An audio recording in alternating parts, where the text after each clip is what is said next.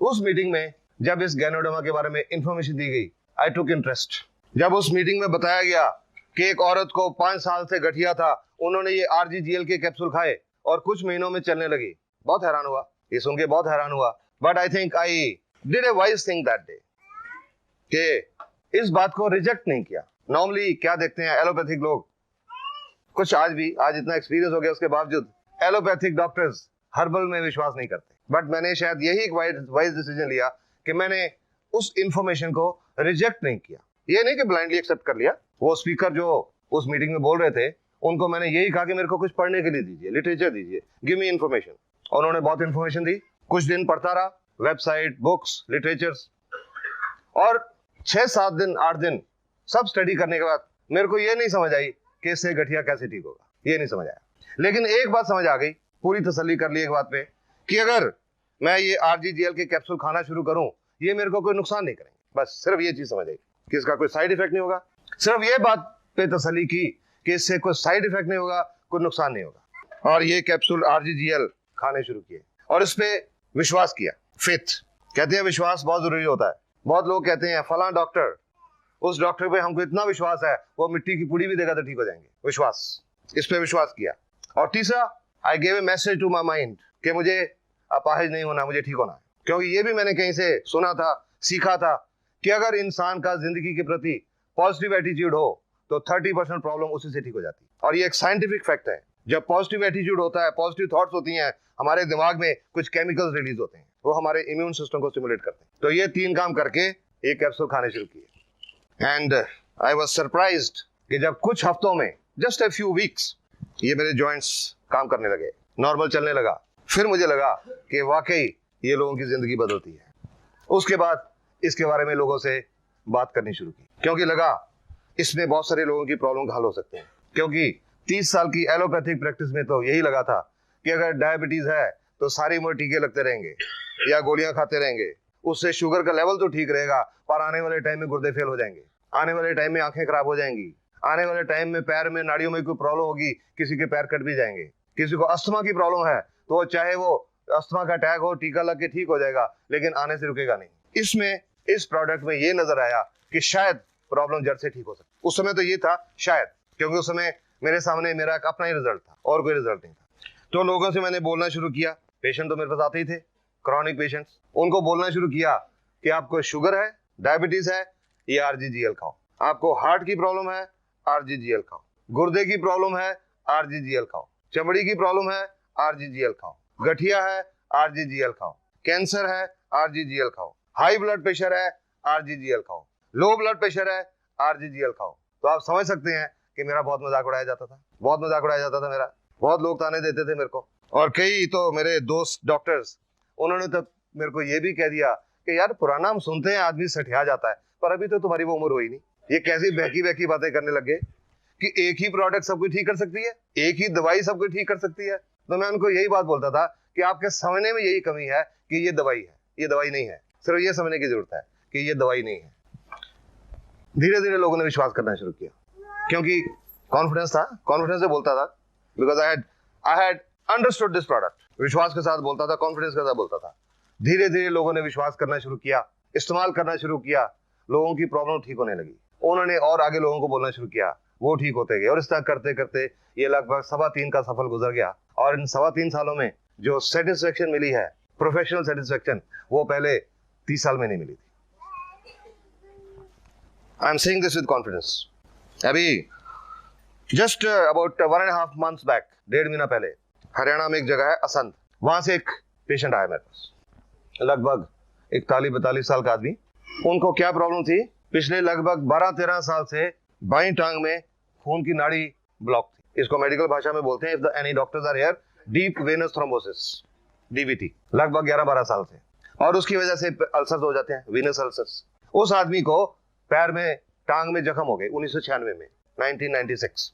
टांग के एक तो लोअर लेग फ्रंट में एक जख्म हुआ, और टखने के अंदर की साइड में, बाहर की साइड में 3 जख्म हो गए। पहले लोकल उसके आसपास के छोटे मोटे डॉक्टरों की ट्रीटमेंट चलती रही, फिर डिस्ट्रिक्ट हॉस्पिटल में गए, रोहतक मेडिकल कॉलेज में गए, ऑल इंडिया इंस्टीट्यूट दिल्ली में आए, PGI चंडीगढ़ में गए। 9 साल तक उन अल्सर्स का ट्रीटमेंट होता रहा, पर वो अल्सर बढ़ता चला गया। और अभी जनवरी में 2 महीने पहले उनको बोला गया था एम्पुटेशन करनी पड़ेगी, टांग काटनी पड़ेगी, और वो कटवाने को तैयार हो गए कि 9 साल से तो देख रहे हैं कोई हल नहीं हो रहा, एम्पुटेशन के लिए तैयार हो गए। फरवरी में उनकी एम्पुटेशन होनी थी। उनके एक रिश्तेदार हैं, पटियाला में रहते, एक डॉक्टर हैं, वो भी मेडिकल ऑफिसर है पंजाब में, मेरे को जानते हैं, दोस्त हैं। उन्होंने उनको बोला कि टांग कटवाने से पहले एक बार आप पटियाला आ जाओ, जस्ट कम वंस। वो मेरे पास आए 1.5 महीना पहले, और जब उनकी जो पट्टियां बंधी हुई थी, जो पट्टियां खोली, जो टांग के नीचे जख्म था लगभग 3-3.5 इंच का, उसमें हड्डी नजर आ रही थी, कोई टिश्यू नहीं था। Tibia was clearly visible, no tissue, बिल्कुल मांस नहीं था उसमें।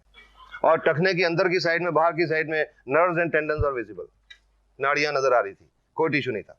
जब पट्टी खोली तो वो मेरे से पूछने लगे, वो डॉक्टर, हाँ जी इसका क्या हो सकता है? आई टोल्ड हिम, 1 मिनट रुको। मैं घर गया, पहले जाके अपना कैमरा उठा के लाया, फोटो ली उनकी। वो डॉक्टर साहब नाराज हो गए कि मैं तो आपको मरीज देखने के लाया हूँ और आप अपनी फोटोग्राफी शुरू कर दी, क्योंकि उनको पता था कि फोटोग्राफी मेरी हॉबी है। क्या आपने फोटोग्राफी शुरू कर दी? मैंने कहा नहीं, ये बात नहीं है, ये बात ये है कि हम कॉन्फिडेंट ये ठीक हो जाएगा, और जब ये ठीक हो जाएगा, चमड़ी बिल्कुल नॉर्मल आ जाएगी और लोगों को बताएंगे ऐसी हालत थी, लोग विश्वास नहीं करेंगे, इसलिए फोटो ली। और उसके बाद उनकी ड्रेसिंग की, ये आरजी का कैप्सूल, ये खोल के इसके 5-6 कैप्सूल, उसके ऊपर पाउडर डाला जख्मों के ऊपर, और उनको खाने के लिए, दोनों कैप्सूल खाने के लिए भी बताया, और उनको बोला कि मेरे को 15 दिन के बाद आके दिखा के जाइएगा, ये रोज इस तरह से ड्रेसिंग करिए, इसके साथ ड्रेसिंग करिए रोज। 15 दिन के बाद वो आए, उनका तीनों जख्मों में टिश्यू लगभग 25% ग्रो हो गया था इन 15 डेज। फिर से ड्रेसिंग की और उनको बोला इसके साथ ड्रेसिंग जारी रखो, no antibiotics, I stopped all antibiotics, only एक सेप्टेलिन टैबलेट होती है ना हिमालय ड्रग कंपनी की, सिर्फ वो दी, सब एंटीबायोटिक सारे बंद करी। He had been taking so many strong antibiotics, वो सब बंद करवा दिए। फिर 15 दिन के बाद बुलाया, आए, और उस 15 दिन के बाद यानी कि 1 महीने में उनका जख्म, ग्रेनुलेशन टिश्यू पूरी तरह भर चुका था, कंप्लीटली, तीनों जख्म कंप्लीटली भर चुका था, और तीनों में साइडों में स्किन ग्रो होनी शुरू हो गई। उस दिन वो जो डॉक्टर उनको लेके आए थे, he was very much surprise, क्योंकि उनको अभी गैनोडर्मा के बारे में नहीं पता था, अभी रिसेंटली जुड़े हैं। और डॉक्टर साहब, इतना हेल्दी ग्रेनुलेशन टिश्यू एलोपैथी के 30 साल में नहीं देखा, जो इतना हेल्दी ग्रेनुलेशन टिश्यू था वो। फिर उनको 15 दिन के बाद बुलाया, और अभी पिछले हफ्ते दिखा के गए हैं, तीनों जख्मों में नियरली 20% स्किन भी कवर हो चुकी है, और उनकी टांग में आज सेंसेशन भी वापस आने लगी, एंड द ब्लड का फ्लो भी शुरू हो चुका। ऐसा 30 साल में नहीं देखा था। और उस दिन आदमी रो पड़ा कि सर लगता है अब मेरी टांग बच जाएगी। उसकी भी जिंदगी बदल गई इसकी वजह से। लोगों की जिंदगी बदलती है, इसकी वजह से बदलती है। 5-6 दिन पहले एक आदमी आया मेरे पास, लुधियाना के पास है, गांव से, कोई 1.25 महीने पहले फोन पे बात हुई थी मेरे से। उनको डायबिटीज थी, डोज पूछी, एक डीएक्शन से जुड़ा हुआ आदमी था, क्या डोज देनी है जी, मैंने डोज बता दी। 5-6 दिन पहले वो आदमी, बुजुर्ग आदमी है, अराउंड 62-63 साल के, वो आए, जेब से फोटो निकाली, सर मेरी फोटो देखिए। मैंने सोचा, मैंने कहा मैं तो पेशेंट दिखता हूँ, मैं फोटो नहीं देखता। नहीं सर ये फोटो देखिए। देखी फोटो, मैंने कहा क्या है इसमें? आप कहते मेरी तरफ देखिए। मैंने चेहरा देखा, फिर से मेरी नजर फोटो पे गई एकदम से। क्या कारण था? उस फोटो में, वो 3 महीने पुरानी फोटो थी, उस फोटो में उनकी एक बाईं आंख बंद थी और अब वो बाईं आंख खुली हुई थी। तो मैंने पूछा भाई ये क्या है, क्योंकि मैं तो उस पेशेंट की हिस्ट्री जानता नहीं था, सिर्फ फोन पे बात हुई थी कि जी फलां को शुगर है, कैसे शुरू करें।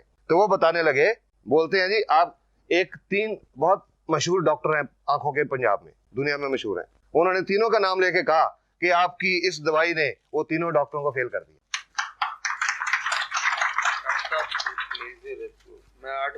कि आज से 8 साल पहले एक्सीडेंट हुआ था, और एक्सीडेंट में ये आंख की नर्व डैमेज हो गई, रोशनी भी आंख की बहुत कम हो गई, सिर्फ 20% रह गई, और ये पलक ये गिर गई, उठती नहीं। तो सब आंखों के डॉक्टर ने बोला कि ये नाड़ी आपकी डेड हो गई है, ये नहीं ठीक हो सकती सारी उम्र। और 1.25 महीने में उनकी ये पलक खुल गई, उसकी भी जिंदगी बदल गई। गैनोडर्मा से जिंदगी बदलती है। These are some recent result तो अब बहुत हैं, पर उसके बावजूद भी, अब मैं आपको फ्रैंकली बताऊं, कई लोग अब भी विश्वास नहीं करते। बट हम लोग जो डीएक्स से जुड़े हैं, हमको पता इसमें कितनी ताकत है, सो हम लोगों के साथ इंफॉर्मेशन शेयर करते जाते हैं। किसी को अच्छा लगे ठीक, ना अच्छा लगे ठीक।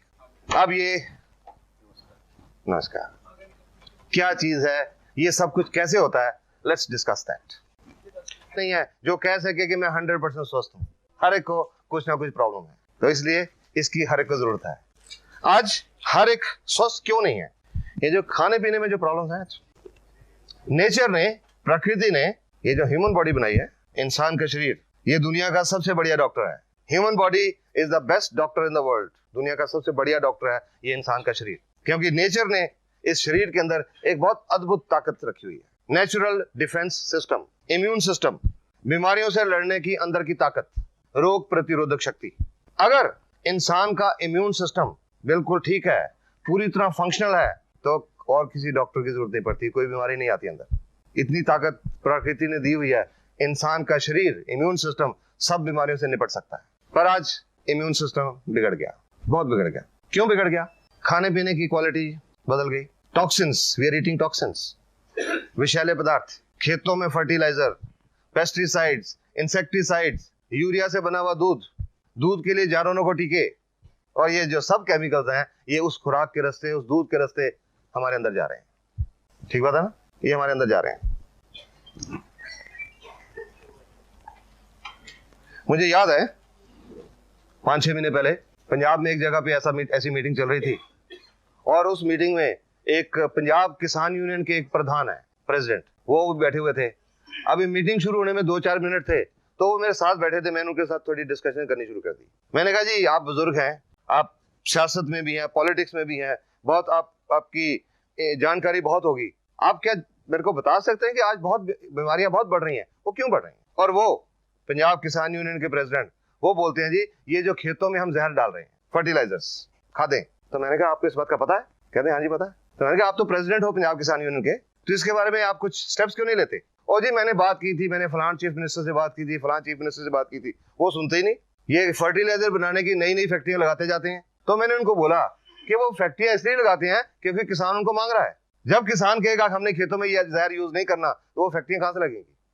अपने आप बंद हो जाएंगी, बिकॉज डिमांड आ रही है, उससे पैदावार ज्यादा होती है, पैसा ज्यादा आता है। पर अल्टीमेटली वो जो जमीन है उसकी उपजाऊ शक्ति भी खत्म हो जाती है और सेहत तो खराब होती है, उसके बावजूद यूज हो रहे हैं। सॉफ्ट ड्रिंक्स के बारे में आप सब लोगों ने सुना होगा, 1-1.5 साल पहले बहुत रिपोर्ट्स आई थी सॉफ्ट ड्रिंक्स में कितने इंसेक्टिसाइड और कितने पेस्टिसाइड पाए गए। मेरे पास एक रिपोर्ट है, pesticides in soft drinks, hard facts. ये एक मेडिकल जर्नल की रिपोर्ट है, मेडिकल जर्नल, पंजाब का एक मेडिकल जर्नल है, current medical journal, north zone, August 2003। ये डॉक्टर्स की एक रिसर्च रिपोर्ट है। सॉफ्ट ड्रिंक से देखा गया है कि सॉफ्ट ड्रिंक्स इंसान के शरीर को एक तरीके से नहीं, कई तरीकों से हानि पहुंचाते हैं। हमारे शरीर में एक लेवल होता है पीएच लेवल, नॉर्मल होता है 7 पीएच पे हमारा बॉडी ठीक से काम करता है। जब 7 से कम होता है तो एसिडिक होता है, तेजाबी बन जाता है, और 7 से ज्यादा होता है तो अल्कलाइन हो जाता है, क्षारीय है। एवरेज पीएच जो सॉफ्ट ड्रिंक्स की है वो 3.4 है, 3.4। ये इतनी स्ट्रॉन्ग एसिडिटी है कि इससे हड्डियां और दांत इसमें घुल जाते हैं, वो स्ट्रॉन्ग एसिडिटी इतनी स्ट्रॉन्ग है। सॉफ्ट ड्रिंक्स में कोई न्यूट्रिशनल वैल्यू नहीं होती, कोई विटामिन नहीं होते, कोई मिनरल्स नहीं होते, और फिर उसमें जो हम लोग पीते हैं सॉफ्ट ड्रिंक्स को, शेल्फ से उठा के तो पीते नहीं, सबसे ठंडा। जब बाजार से खरीदने भी जाते हैं कि वो जो फ्रीजर में सबसे ठंडा पड़ा हुआ वो देना, ठंडा मतलब कोका कोला वो देना। और इतने कम तापमान पे, some temperature something like 0 degree Celsius के करीब जब हम सॉफ्ट ड्रिंक्स पीते हैं तो उससे हमारे पेट के अंदर जो एंजाइम है वो काम करना छोड़ जाते हैं, डाइजेस्टिव एंजाइम्स काम करना छोड़ जाते हैं, खाना हजम नहीं होता, खाना सड़ने लगता है, फर्मेंटेशन होने लगती है। जब फर्मेंटेशन होने लगती है तो उससे कई बदबूदार गैसेस बनती हैं और कई तरह के टॉक्सिन बनते हैं, विषैले पदार्थ, और वो टॉक्सिन हमारे अंतड़ियों में एब्जॉर्ब हो जाते हैं, पूरे खून के रास्ते पूरे शरीर में दौरा करते हैं और अलग अलग अंगों में जाके डिपॉजिट हो जाते हैं, और उससे अलग अलग अंगों की बीमारियां होती हैं। तो ये रिपोर्ट कहती है कि जस्ट इमेजिन एक बच्चे की सॉफ्ट इंटेस्टाइन के ऊपर ये कितना नुकसान पहुंचाते होंगे। जो इसमें इंसेक्टिसाइड और पेस्टिसाइड पाए गए, डीडीटी, लिंडेन, क्लोरोपाइरिफॉस, मेलेथियोन, वो क्या नुकसान पहुंचाते हैं? DDT and it's metabolites nervous system को खराब करता है, नाड़ियों को खराब करता है, और प्रोबेबली शायद कैंसर पैदा करता है, प्रोबेबली कार्सिनोजन। लिंडेन ये एक नाड़ियों को पॉइजन है, लिंडेन, और बच्चे पैदा करने की ताकत को खराब करता है। और ये आज कुछ वर्ल्ड की रिपोर्ट्स हैं कि आज दुनिया भर में इनफर्टिलिटी बढ़ रही है, शायद ये भी कारण है इसका, सॉफ्ट ड्रिंक्स। और लिंडेन से कैंसर होता है, it is a known carcinogen, ये कैंसर पैदा करता है। क्लोरोपाइरिफॉस इट कॉजेज निमोनिया, और मसल पैरालिसिस, मांसपेशियों का लकवा, और अगर सांस की मांसपेशियों का लकवा हो जाए तो डेथ भी हो सकती है, रेस्पिरेटरी फेलियर। मेलेथियोन ये नर्वस सिस्टम को खराब करता है और इसकी हाई एक्सपोजर से रेस्पिरेटरी पैरालिसिस और डेथ हो सकती है। ऑस्ट्रेलिया के डॉक्टर हैं डॉक्टर रॉस वॉकर, एक कार्डियोलॉजिस्ट हैं, हार्ट स्पेशलिस्ट हैं। उन्होंने लगभग 12 साल सॉफ्ट ड्रिंक्स के ऊपर रिसर्च की कि उसका हमारे शरीर की सेल्स के ऊपर क्या असर हो रहा है। और उनकी 12 साल की रिसर्च की रिपोर्ट थी कि एक प्रॉब्लम होती है, बीमारी होती है जिसको बोलते हैं ऑस्टियोपोरोसिस। हड्डियां खोखली हो जाती हैं, हड्डियों में से कैल्शियम निकल जाता है, हड्डियां खोखली हो जाती हैं। तो उनकी रिपोर्ट के मुताबिक ये जो ऑस्टियोपोरोसिस है नॉर्मली ये औरतों में होती है 50-55 साल की उम्र के बाद, जब उनमें हार्मोनल चेंजेस आते हैं। पर डॉक्टर रॉस वॉकर की रिपोर्ट के मुताबिक आज ये ऑस्टियोपोरोसिस 20, 25, 30 साल की औरतों को ही नहीं, आदमियों को भी हो रहा है। और उनकी रिपोर्ट एक और चीज कहती है कि जो बच्चे रेगुलर तौर पे सॉफ्ट ड्रिंक्स पीते हैं उनका हड्डियां टूटने का रेट 7 गुना ज्यादा बढ़ जाता है उन बच्चों से जो नहीं पीते। और लास्ट में ये डॉक्टर की रिपोर्ट क्या कहती है, उसके बावजूद आजकल सॉफ्ट ड्रिंक तो चल रहे हैं। क्यों चल रहे हैं? क्योंकि टीवी के ऊपर ये प्यास है बड़ी, ये दिल मांगे मोर। और लास्ट में ये डॉक्टर्स की रिपोर्ट कहती है you should drink colas only if your दिल मांगे मोर पेस्टिसाइड्स। ये डॉक्टर्स की रिपोर्ट है, एक मेडिकल जर्नल की report. Number 2004, soft drinks could lead to hard times. Times of India की रिपोर्ट है, पर ये रिपोर्ट टाइम्स ऑफ इंडिया की नहीं है, ये एक अमेरिका के जर्नल की रिपोर्ट है। Washington, a new study published in the American Journal of Preventive Health has found that the consumption of sweetened beverages like soft drinks and fruit drinks, ये जो डब्बों में fruit drinks भी आते हैं वो भी, has grown to such an alarming rate that it has become one of the causes of obesity and diabetes. आज दुनिया की 20% पॉपुलेशन डायबिटीज की मरीज है, ये रिपोर्ट यही कह रही है। What is even more dangerous, according to the researchers, is the fact that soft drinks could become a serious health hazard. पर ये सब कुछ पता होने के बावजूद अखबारों की रिपोर्ट, टीवी पे बहुत आया, क्या लोगों ने सॉफ्ट ड्रिंक पीने छोड़ दिए? हाँ, फर्क पड़ा क्योंकि उन्होंने कीमत 10 रुपए से 6 रुपए कर दी। उन्होंने इसीलिए कर दी कि कई लोग पीना ना बंद कर दें, तो लोगों ने अरे अब तो सस्ता हो गया, पी सकते हैं। वी आर हार्मिंग आवरसेल्व्स, हम खुद अपने आप को नुकसान पहुंचा रहे हैं।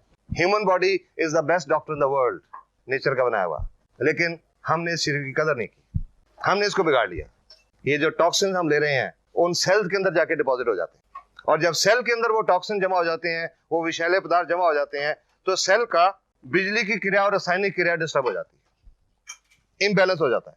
और जब वो इम्बैलेंस हो जाता है तो हमारे अंदर बीमारियां आती हैं। जिस अंग की सेल्स डैमेज होती हैं उस अंग की बीमारियां आती हैं। ये जो गैनोडर्मा, ये किसी बीमारी पे काम नहीं करती, ये किसी बीमारी की दवाई नहीं है। अगर आपको किसी ने ये बताया ना कि ये बीमारी की दवाई है, गलत बताया। ये किसी बीमारी की दवाई नहीं है, ये एक नेचुरल फूड सप्लीमेंट है, एक नेचुरल मशरूम है जो हमारे शरीर की जो अरबों खरबों सेल्स हैं उनके ऊपर काम करता है। Root cause of the disease, not the disease. क्या हो गया? Anybody can tell me? आप मैडम बताएंगे? आप बताएंगे? जनरली 2-3 किस्म की, वो सफेद वाली गोल बटन मशरूम, एक वो छतरी वाली ऑयस्टर मशरूम। आज से 3.25 साल पहले मैं यही जानता था कि खुम्बी 2 किस्म की होती है, पर उस मीटिंग में जाके पता लगा कि खुम्बी दुनिया में 38,000 किस्म की होती हैं। 38,000 varieties of mushroom in the world. अभी एक लेटेस्ट आगरा यूनिवर्सिटी की एक रिपोर्ट मिली है मेरे को, यस, वो अभी रिपोर्ट पता है। उस रिपोर्ट के मुताबिक खुम्बी दुनिया में 67,000 किस्म की होती है, 67,000। उन 67,000 में से या 38,000 में से ये एक किस्म की खुम्बी, एक मशरूम है, नेचुरल मशरूम। मैंने इसका नाम 7 जनवरी 2002 को जिंदगी में पहली बार सुना था, कुछ नहीं जानता था ये क्या है। आज इसके बारे में बहुत कुछ जान गया, लेकिन इसकी हिस्ट्री नहीं चल रहा। गैनोडर्मा चीन में इस्तेमाल हो रही है। चीन के वैद्य हकीम ट्रेडिशनल चाइनीज मेडिसिन, TCM बोलते हैं इसको, ट्रेडिशनल चाइनीज मेडिसिन में इसको 5,000 साल से इस्तेमाल किया जा रहा है और लगभग हर बीमारी की उनके पास रिजल्ट है। एक आदमी हुआ चीन में जिसका नाम है शेननोंग। शेननोंग, उन्होंने आज से लगभग 4,850 साल पहले जितनी नेचुरल हर्ब्स हैं उनको स्टडी किया, उनकी मेडिसिनल वैल्यू को स्टडी किया, और उन्होंने जो हर्ब्स हैं उनको 3 कैटेगरीज में डिवाइड किया। एक कैटेगरी इंफीरियर जिसमें दवाई के गुण कम है, एक कैटेगरी एवरेज जिसमें नॉर्मल दवाई के गुण हैं, और एक सुपीरियर अव्वल दर्जे वाली। और वो सुपीरियर कैटेगरी में इस गैनोडर्मा को नंबर 1 पे रखा गया, number 1 herb in the superior category. उन्होंने किताब लिखी थी 4,846 साल पहले, 2838 BC में, शेननोंग्स हर्बल क्लासिक। उस किताब में इस गैनोडर्मा को एक संजीवनी बूटी का दर्जा दिया गया। ये उसमें डिस्क्रिप्शन है, a mushroom of longevity and immortality, अमरत्व की बूटी। कई बार लोगों से डिस्कशन हुई मीटिंग में, कई लोगों ने कहा कि डॉक्टर साहब ये कहीं वही तो नहीं जो हनुमान जी लेके आए थे? केवल लोगों ने मेंशन किया। हो सकता है, पॉसिबिलिटी हो सकती है, क्योंकि जब वो हनुमान जी जहां से लाए थे हिंदू कुश पर्वत से, और हिंदू कुश पर्वत जो एरिया है, तिब्बत का एरिया, वहां ये पाई जाती है। हो सकता है यही हो, बट इसका कोई प्रूफ या रिकॉर्ड नहीं। Could be this. तो वो जो किताब है शेननोंग हर्बल क्लासिक, आज से लगभग 100 साल पहले दुनिया की नजरों में आई, अलग अलग भाषाओं में उसकी ट्रांसलेशन हुई, तो पूरी दुनिया ने गैनोडर्मा के ऊपर रिसर्च करना शुरू किया। और पिछले 30-32 साल से पूरी दुनिया में बहुत सारे medical school, medical universities, medical research institute इसके ऊपर बहुत रिसर्च कर चुके हैं और इसके गुणों को पहचान चुके हैं। गैनोडर्मा में अब तक जो रिसर्च हुई है, 200 से ज्यादा एक्टिव एलिमेंट्स ढूंढे जा चुके, पाए जा चुके। अब ये इंसान तक कैसे पहुंची? नेचर में ये बहुत दुर्लभ जाति की मशरूम है, बहुत दुर्लभ, बहुत घने जंगलों में पाई जाती है। दुनिया के सिर्फ 3-4 countries, China, Japan, Korea, little bit Malaysia, little bit south American countries, वहां पाई जाती है। और उन देशों में बहुत घने जंगलों में पाई जाती है। उन घने जंगलों में टूटे हुए और सूखे हुए पेड़ों के ऊपर पाई जाती है। हर पेड़ के ऊपर नहीं, 2 किस्म के पेड़ होते हैं, प्लम सराटा, प्लम ग्योरकस, उन 2 पेड़ों के ऊपर पाई जाती है। और ये जो 2 किस्म के पेड़ हैं, प्लम सराटा, ग्योरकस, हर पेड़ के ऊपर नहीं उगते। अगर 10,000 पेड़ ढूंढे जाएं तो गैनोडर्मा उनमें शायद 2 या 3 के ऊपर मिलती है। और इसमें एक और खासियत होती है, जब ये गैनोडर्मा खुम्बी 90 दिन की होती है, इसमें दवाई वाले गुण तब आते हैं, उससे पहले नहीं होते। जब 100 दिन की होती है, पूरी मैच्योर होती है, दवाई वाले गुण इसमें पूरे भरपूर होते हैं। उसके बाद ये सूखनी शुरू हो जाती है और इसमें दवाई के गुण खत्म हो जाते हैं। तो इन कारणों की वजह से नेचर में इसको ढूंढ पाना बहुत मुश्किल है। अभी पिछले 2-3 साल में मैंने बहुत सारे चाइनीज लिटरेचर पढ़े गैनोडर्मा के कारण। तो उन कई लिटरेचर में पढ़ा मैंने कि पुराने जमानों में लोग जंगलों में भटकते थे इस गैनोडर्मा को ढूंढने के लिए, क्योंकि उनको लोगों का मानना था कि जिस घर में ये गैनोडर्मा होगी उस घर में किसी तरह की कोई प्रॉब्लम नहीं आ सकती, ना हेल्थ की प्रॉब्लम, ना वेल्थ की प्रॉब्लम, ये लोगों का मानना था।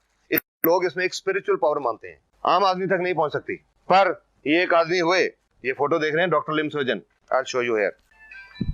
लिम सोजन ये चाइनीज मलेशियन है, मलेशिया में रहने वाले हैं, एक खानदानी वैद्यों के परिवार से संबंध रखते हैं। बचपन से इनको कुछ खुम्बी में दिलचस्पी हो गई। जब ये बड़े हुए तो इनके घर वालों ने कहा कि ये वैदगिरी में नहीं पढ़ने वाले, इनका इंटरेस्ट नहीं है। इनको इंजीनियरिंग कॉलेज में डाल दिया इंडिया में, खड़गपुर, IIT खड़गपुर। वहां से इन्होंने सिविल इंजीनियरिंग की डिग्री की, और सिविल इंजीनियरिंग की डिग्री करके जब मलेशिया वापस गए तो इन्होंने भी वो शेननोंग वाली किताब पढ़ी। मशरूम में उनको इंटरेस्ट था बचपन से। जब उन्होंने गैनोडर्मा के बारे में इतना कुछ पढ़ा तो उन्होंने अपनी जिंदगी का ये मकसद बना लिया और गैनोडर्मा के ऊपर रिसर्च करनी शुरू की। उनकी रिसर्च का विषय था गैनोडर्मा और उसका इंसान के स्वास्थ्य के ऊपर असर। 10.5 साल तक डॉक्टर लिम सोजिन रिसर्च करते रहे, और 10.5 साल की रिसर्च के बाद वो डॉक्टर बने। उनको PhD की डिग्री मिली, PhD इन होलिस्टिक मेडिसिन 1997 में PhD इन होलिस्टिक मेडिसिन। फर्दर रिसर्च करते रहे। 2002 में DSc, doctorate of science, DSc in holistic medicine. और अब पिछले 3-4 साल में डॉक्टर लिम को बहुत इंटरनेशनल अवार्ड मिल चुके हैं। 2001 में मिला था मैन ऑफ द मिलेनियम, इस युग का आदमी, कि उन्होंने ये जो गैनोडर्मा को इंसान तक पहुंचाया। डॉक्टर लिम ने क्या किया, ये मलेशिया में ये कंपनी एस्टेब्लिश की, DXN 1993 में। ये कंपनी एस्टेब्लिश करके वहां पर इन्होंने गैनोडर्मा की कल्टीवेशन, खेती करनी शुरू की। Purely organic cultivation, no fertiliser, no chemicals, no insecticides, organic cultivation, खेती करनी शुरू की। और जब 100 दिन की हो गई तो इसको काट लिया। ये DXN की एक 100 दिन की ये मैच्योर मशरूम है, कंप्लीट मशरूम, ये एक्चुअल मशरूम है। काट लिया, काट के इसका फ्रूट हिस्सा अलग कर लिया, जड़ का हिस्सा अलग कर लिया। इसके अंदर पानी होता है बहुत, इसका पानी सुखाने की उन्होंने एक स्पेशल टेक्निक निकाली, फ्रीज ड्राइंग। आज दुनिया में, क्योंकि गैनोडर्मा के ऊपर बहुत रिसर्च हो चुकी, दुनिया में बहुत सारी कंपनी आज गैनोडर्मा उगा रही हैं, लेकिन जो असर DXN की गैनोडर्मा का हो रहा है किसी और का नहीं हो रहा। उसका कारण है जो डॉक्टर लिम की इसको सुखाने की टेक्निक है, फ्रीज ड्राइंग टेक्निक। सुखा लिया, सुखा के ये जो उसका ऊपर का ब्राउन हिस्सा है, ये धागेदार रेशेदार हिस्सा है, फाइब्रस पोर्शन, इसमें मेडिसिनल वैल्यू कम है, इसको निकाल दिया जाता है, सेपरेट कर दिया जाता है। सेपरेट करके ये जो अंदर का पल्प, जो गुदा बच गया, उसको एक माइक्रो पाउडर बना लिया जाता है। इसको अलग से, जड़ वाले हिस्से को अलग से, माइसीलियम अलग से, एक माइक्रो पाउडर बना के इनको कैप्सूल में भर दिया जाता है। ये फ्रूट बॉडी से जो कैप्सूल बना, ये जो ऊपर की फ्रूट बॉडी है, इससे जो कैप्सूल बना, इसका नाम है RG या रेशी गैनोडर्मा। इसमें इस फ्रूट बॉडी का पाउडर है। और इसकी जो जड़ से पाउडर बना, गैनोसिलियम, नीले कैप वाली गैनोसिलियम या GL। आरजी फ्रूट बॉडी का पाउडर, जीएल जड़ का पाउडर। इन दोनों कैप्सूल में गैनोडर्मा के पाउडर के अलावा और कुछ नहीं है, इसमें कुछ नहीं डाला जाता, सिर्फ इसका वो फाइब्रस पोर्शन निकाला जाता है, इसके अंदर और कुछ नहीं डालते। आरजी एंड जीएल दोनों एक ही मशरूम के हिस्से हैं, फ्रूट एंड रूट, तो अलग अलग क्यों रखा गया? दोनों को पीस के एक ही कैप्सूल में क्यों नहीं डाल दिया गया? उसके कुछ कारण हैं जो रिसर्च में पता लगे। एक तो मैंने ये आरजी बताया कि जो पुराने घाव होते हैं उनके ऊपर ये कैप्सूल खोल के इसका पाउडर डाला जाता है। किसी को डायबिटिक गैंग्रीन है, शुगर हो गई, पैर में चोट लग गई, जख्म नहीं ठीक हुआ, गैंग्रीन हो गई, वैसे जख्मों के ऊपर ये पाउडर डाला जाता है। और ये जो जीएल है इसमें एक चीज होती है ऑर्गेनिक जर्मेनियम। किसी को ब्रेन डिजेनरेशन है, नाड़ियों की डिजेनरेशन है, या स्मरण शक्ति कमजोर है, उसके लिए ये ज्यादा यूज किया जाता है। आरजी एंड जीएल अलग अलग यूजेस होने की वजह से अलग अलग कैप्सूल रखे गए, लेकिन जनरली दोनों को मिला के इकट्ठा ही खाया जाता है। चल नहीं होता रहने तो मैं मार्कर यूज कर लेता हूँ। इकट्ठा ही खाया जाता है, इसको बोलते हैं, एक आरजी और एक जीएल मिला के हम बोलते हैं एक जोड़ा, वन पेयर। जो हम लोगों को इसको खाने का तरीका बताते हैं कि आपने एक पेयर खाना है या दो पेयर खाने हैं या चार खाने हैं, वी टेल इन पेयर्स। अब एक ही चीज, एक ही मशरूम जो दवाई नहीं है, सारी बीमारियां कैसे ठीक कर सकती है? This is an important thing. आ जाएगा थोड़ा आगे, थोड़ा सा आगे, हाँ चल।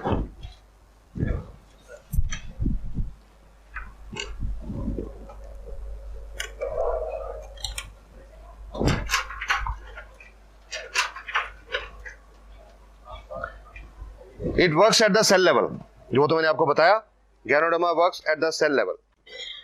इट इज नॉट डिजीज और ऑर्गन स्पेसिफिक, किसी बीमारी या किसी अंग के लिए स्पेसिफिक नहीं है। हाँ थोड़ी जगह दीजिए मेरे को। अब क्या काम करती है और कैसे काम करती है? How does ganoderma work? इसका पाउडर रिलीज होता है, वो पाउडर खून में मिक्स होता है और खून के द्वारा पूरे बॉडी में सर्कुलेट करता है, घूमता है। और खून जो हमारा है, हमारे शरीर की जो अरबों खरबों सेल हैं, एक एक सेल तक खून पहुंचता है, क्योंकि सेल को खुराक मिलती है खून से, सेल को ऑक्सीजन मिलती है खून से, तो वो खून एक एक सेल तक पहुंचता है। उस खून में गैनोडर्मा भी मिली हुई है, गैनोडर्मा भी एक एक सेल तक पहुंचती है और वो सेल के अंदर जाके गैनोडर्मा अपना काम करना शुरू करती है। 5 स्टेप्स हैं इसके काम करने के। सबसे पहला इसका असर शुरू होता है स्कैनिंग। ये शरीर में जाके ढूंढना शुरू करती है, स्कैनिंग करने शुरू करती है बॉडी की। आपने स्कैनिंग के बारे में जानते होंगे, किसी का पेट दुखता है, डॉक्टर साहब के पास जाते हैं कि डॉक्टर साहब पेट दर्द होता है, डॉक्टर साहब दवाई लिख के देते हैं 5 दिन खाओ। मरीज ने 5 दिन दवाई खाई, वापस आ गया कि डॉक्टर साहब दर्द ठीक नहीं हुआ, डॉक्टर साहब ने दोबारा चेक करके और एक और दवाई लिख दी, 5 दिन ये खाओ। फिर 5 दिन के बाद मरीज वापस आ गया कि डॉक्टर साहब दर्द तो ठीक नहीं हुआ। तो डॉक्टर साहब कहते हैं भाई आपकी बीमारी समझ नहीं आ रही, ऐसा करो स्कैन करा के लाओ, अल्ट्रासाउंड स्कैन, पेट का अल्ट्रासाउंड करा के लाओ, हम ढूंढें कि बीमारी क्या है। कोई मरीज बेहोश हो जाता है, अस्पताल में डॉक्टर के पास लेके जाते हैं, डॉक्टर साहब को बीमारी समझ नहीं आती, तो मरीज के रिश्तेदार को क्या बोलते हैं? स्कैन, सीटी स्कैन, दिमाग का स्कैन करा के लाओ, हम ढूंढें बीमारी क्या है। स्कैन का मतलब ढूंढना। गैनोडर्मा ये शुरू करती है, हमारे शरीर में जाके डॉक्टर का काम करना शुरू करती है, ढूंढना शुरू करती है क्या? वो सेल्स जो डैमेज्ड है। क्यों डैमेज्ड है? उनके अंदर हम जो टॉक्सिन खा पी रहे हैं वो जमा हो गए और उसकी वजह से उनका जो बिजली और रासायनिक क्रिया डिस्टर्ब होगी। उन सेल्स को गैनोडर्मा ढूंढना शुरू करती है। 1 दिन से लेकर 30 दिन तक इसका रेंज है काम करने का, स्कैनिंग का। ज्यादा सेल्स खराब होंगी, ज्यादा दिन लगेंगे, कम सेल डैमेज होगी, जल्दी स्कैनिंग हो जाएगी। 1 दिन से लेकर 30 दिन तक, आप 2 दिन लगे या 4 दिन लगे या 10 या 15 या 20, गैनोडर्मा ने ढूंढ लिया ये सेल खराब है, ये खराब है, ये खराब है, ये खराब है, ये खराब है, ये खराब है। गैनोडर्मा ने सारी सेल ढूंढ ली, आइडेंटिफाई कर ली।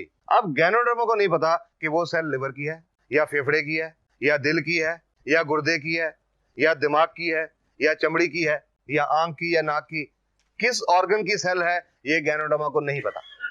गैनोडर्मा ने तो सिर्फ वो सेल ढूंढी हैं जो खराब, और फिर उन सेल के ऊपर गैनोडर्मा काम करना शुरू करती है, उनकी सफाई, क्लींसिंग। ये लाइट बंद कर दो यार, पीछे स्विच होगा।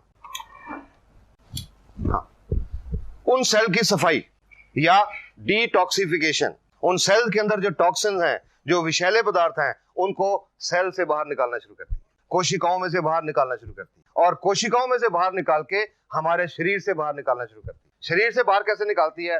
जो प्राकृतिक रास्ते हैं निकलने के, पेशाब के रास्ते या पसीने के रास्ते या बलगम के रास्ते या नाक के नजले के रास्ते या आंख में आंसुओं के रास्ते या उल्टी के रास्ते या दस्त के रास्ते या कोई चमड़ी पे फोड़े फुंसी होने के रास्ते, जो नेचुरल रास्ते हैं उन रास्तों से ये टॉक्सिन शरीर से बाहर निकलना शुरू करते हैं। डिटॉक्सिफिकेशन पीरियड है 1 सप्ताह से लेकर 30 सप्ताह तक, 1 week to 30 weeks. This is understandable कि जितना कचरा अंदर ज्यादा इकट्ठा हुआ होगा, सफाई करने में उतना ज्यादा टाइम लगेगा। हम घरों में भी तो देखते हैं, घर की रोज सफाई करते हैं तो आधे पौने घंटे में पूरा घर साफ हो जाता है। पर अगर 1 साल घर बंद करके कहीं घूमने चले जाएं और 1 साल के बाद आए तो आधे पौने घंटे में सफाई नहीं होती, 15-20 दिन लग जाते हैं, क्योंकि कचरा ज्यादा इकट्ठा हो गया 1 साल का। सिमिलरली हमारे शरीर में जितना कचरा ज्यादा इकट्ठा हुआ है, जितने टॉक्सिन ज्यादा है, टॉक्सिन लोड जितना बॉडी पे ज्यादा है, उतना ज्यादा टाइम लगेगा। इस दौरान जब डिटॉक्सिफिकेशन चल रही है, शरीर के अंदर कुछ चेंजेस आते हैं, कुछ तब्दीलियां आती हैं।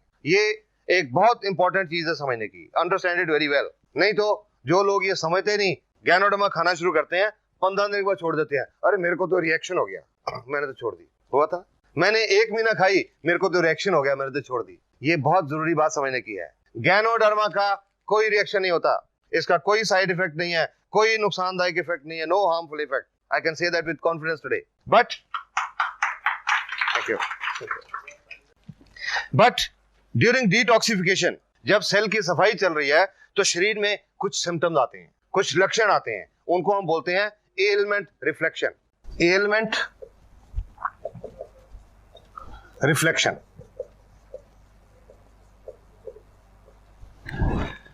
जो शरीर के अंदर बीमारी है, जो एलिमेंट है, वो किसी रूप में बाहर आती है, किसी रूप में रिफ्लेक्ट करती है। Element reflection.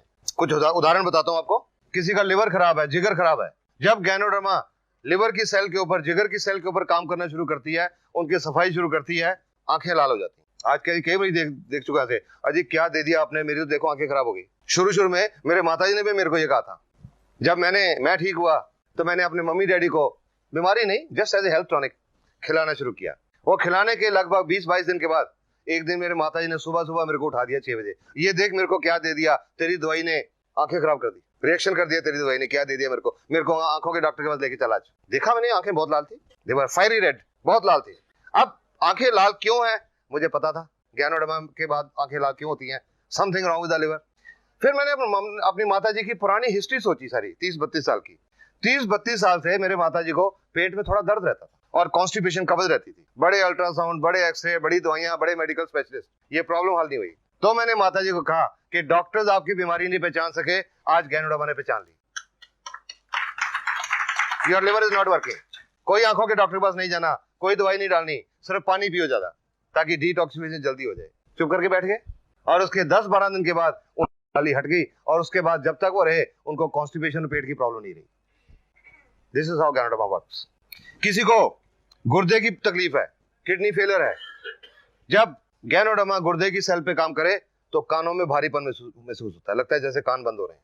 किसी को अधरंग, पैरालिसिस या लकवा है, जब गैनोडर्मा नाड़ियों की सेल के ऊपर, नर्व सेल के ऊपर काम करे तो वो लकवे वाली जगह पे दर्द होनी शुरू हो जाती है। किसी को दमा की प्रॉब्लम है, जब गैनोडर्मा फेफड़े की सेल को साफ करती है, उस मरीज को कुछ उल्टियां आती हैं और कुछ दिन के लिए बलगम निकलती है। किसी को दिल की बीमारी है, हार्ट की आर्टरीज ब्लॉक्ड है, नाड़ियां बंद है, जब गैनोडर्मा उनको साफ करना शुरू करती है, चेहरे के ऊपर सेक निकलता महसूस होता है, गर्मी महसूस होती है, कईयों का चेहरा लाल भी हो जाता है। किसी का ब्लड प्रेशर ज्यादा रहता है, हाई ब्लड प्रेशर, उनको सिर के पिछले हिस्से में ऊपर दर्द होता है।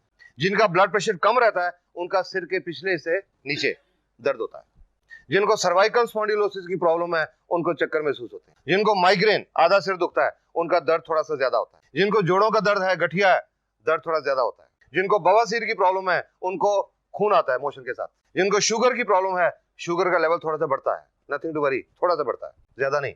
और अगर शुगर वालों के किसी के अंदर के ऑर्गन भी डैमेज है, किडनी फेलियर है, आंखों की प्रॉब्लम है या कुछ और है, उनके ये कलाई के ऊपर, रिस्ट के ऊपर या टखने, एंकल के ऊपर सूजन भी आती है। All these are positive science, ये सब पॉजिटिव साइन है। इसका मतलब है गैनोडर्मा ने बीमारी पहचान ली और काम करना शुरू कर दिया। लगभग महीना 1.5 महीना पहले मेरे को एक औरत का फोन आया। लगभग 4 महीने पहले उनकी कुछ प्रॉब्लम थी जो अल्ट्रासाउंड में भी शो हो रही थी। गुर्दे में एक 36 mm की एक रसौली थी, सिस्ट, एक गुर्दे में। उनकी ओवरी, अंडकोश, उसमें एक 3 सेंटीमीटर एक सिस्ट थी, और उनके यूट्रस में, बच्चादानी में, एक 8 mm का फाइब्रॉइड था, रसौली।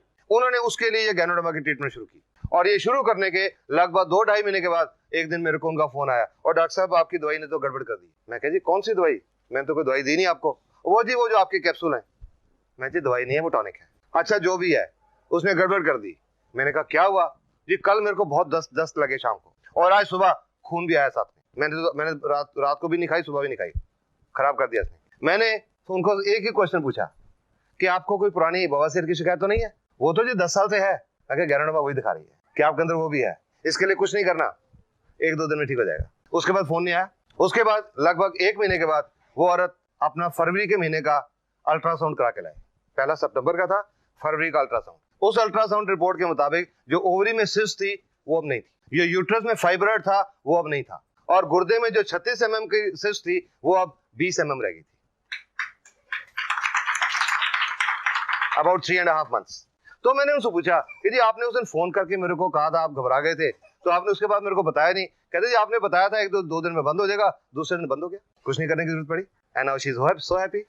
तो गैनोडर्मा दिखाती है कुछ अंदर, आपके पूरा स्कैनिंग करके एक पहले लिस्ट बनाती है कि आपके अंदर ये है, ये है, ये है, ये है, सारी बीमारियां ढूंढ के बताती है, और वो किसी रूप में बताती है एलिमेंट रिफ्लेक्शन। इसका जो एलिमेंट रिफ्लेक्शन का जो पीरियड है, एवरेज पीरियड 1 सप्ताह से लेकर 3 सप्ताह तक, 1 week to 3 weeks, ये एक एवरेज पीरियड है। किसी को कम भी होता है, किसी को ज्यादा भी होता है, पर एवरेज 1 सप्ताह से 3 सप्ताह तक। तो ज्यादा खास तौर पे उनको होता है जिन लोगों ने स्टीरॉयड बहुत खाए होते हैं। Steroids, Wysolone, dexamethasone, betamethasone. कोई आप लोग जानते हैं स्टीरॉयड क्या होता है?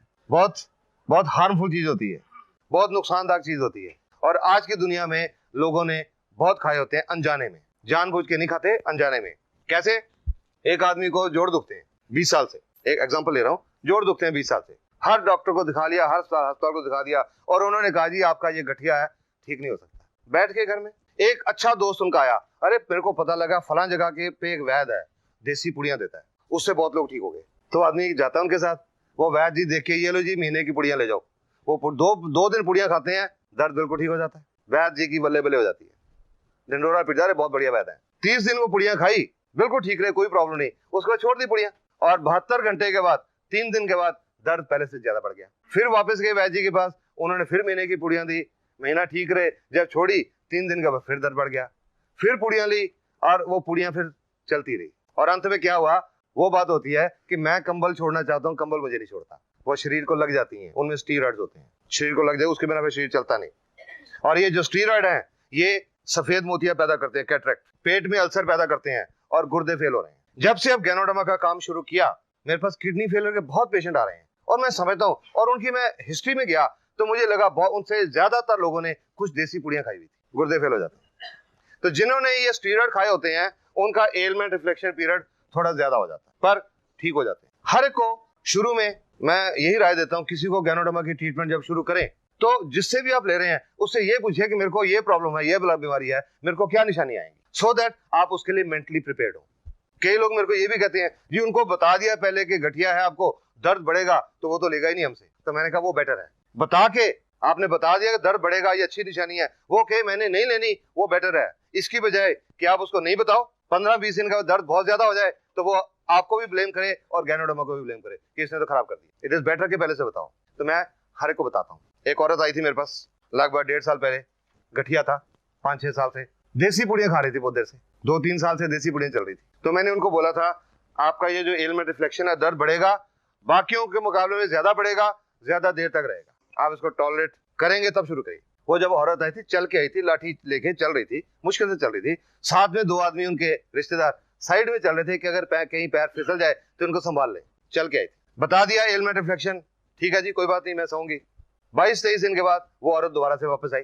इस बार वो 2 आदमी उनको उठा के लाए थे, घबरा गए ना सुन के, उठा के लाए थे। पिछली बार तो चल के आई थी, अब उठा के लाए थे। नॉर्मली ऐसा पेशेंट डॉक्टर को आके क्या बोलेगा, और डॉक्टर साहब पहले तो मैं चल लेती थी, आपने ये कह दे दिया तो मैं चलने से रहेगी। नॉर्मली पेशेंट यही कहेगा, पर उसको बताया हुआ था। जब मेरे एग्जामिनेशन टेबल पे लिटाया तो औरत पता क्या बोलती है, कहते डॉक्टर साहब इसका मतलब इसका असर शुरू हो गया, क्योंकि पता था उनको असर शुरू हो गया।